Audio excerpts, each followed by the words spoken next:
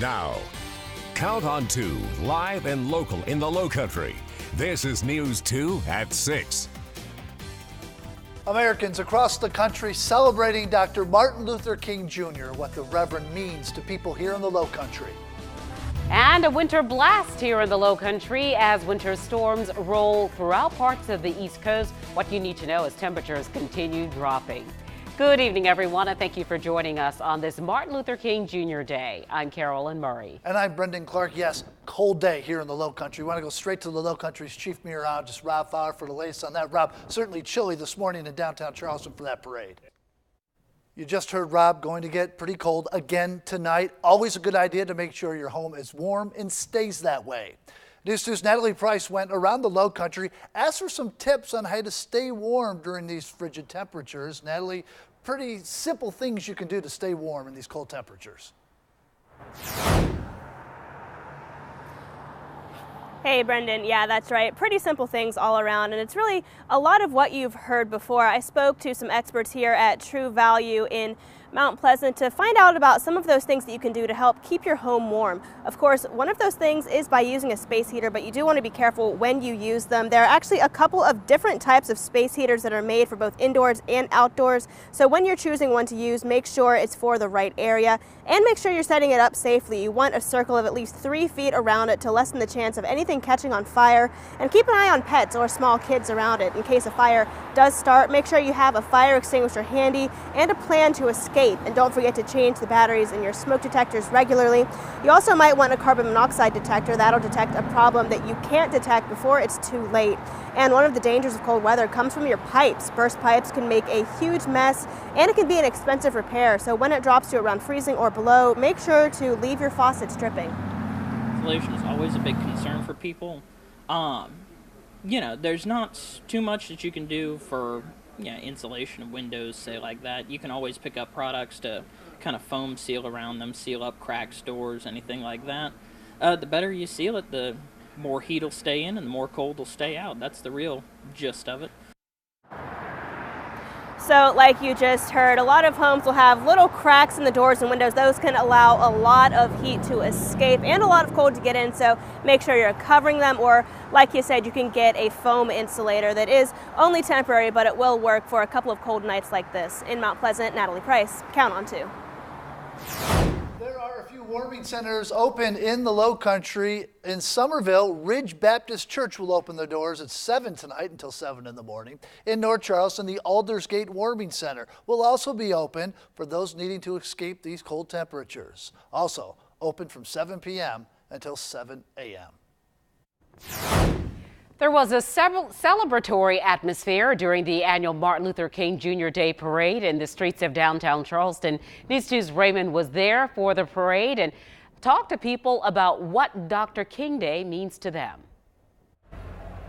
Definitely an exciting morning here in downtown Charleston. Many of the people who came here told me that they were just excited to be able to celebrate a lot of the things that Dr. King stood for. He was the man about peace. I love what happened over 60 years ago, because the dreams had come to pass.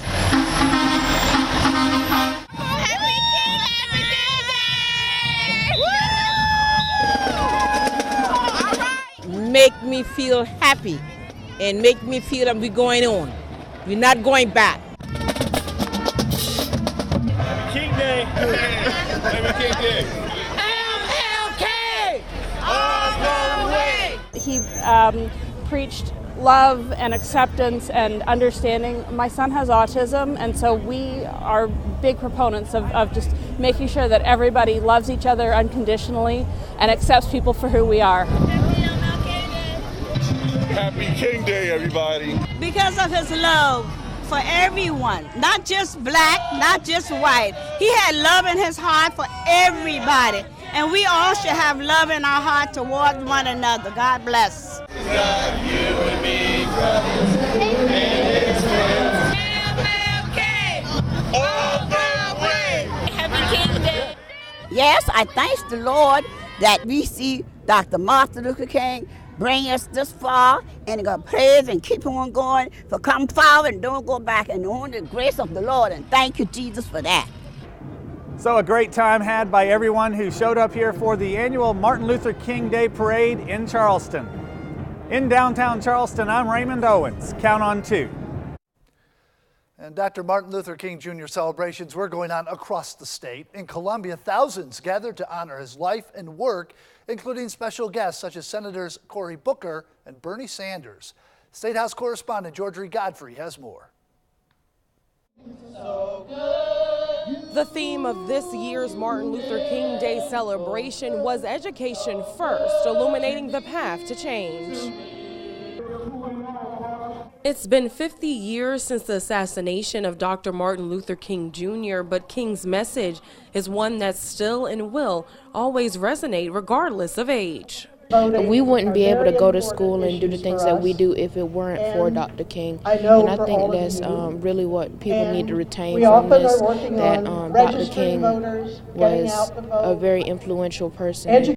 We can't be appalled just by the mean people, but we've also got to be appalled by the silence of the good people. Enough good people are not speaking up. And that's exactly what speakers at this year's King Day at the Dome told the crowd to do, including United States Senator Bernie Sanders.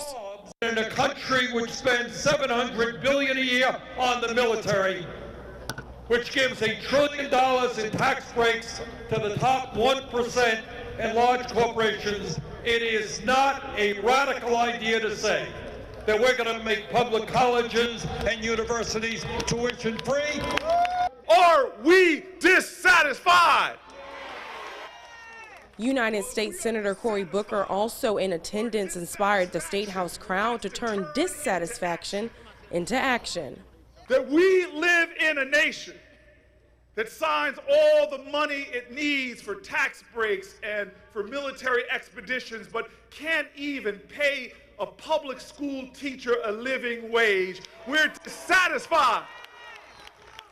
More than 7,000 school teachers did not return to their positions this school year, including 5,000 who are no longer teaching in the state.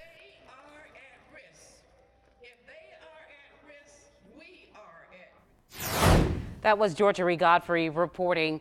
New tonight, the Charleston River Dogs is making a statement after an employee was charged with voyeurism. The team's vice president saying the man accused of taking photos of a woman in a dressing room is no longer employed with the River Dogs.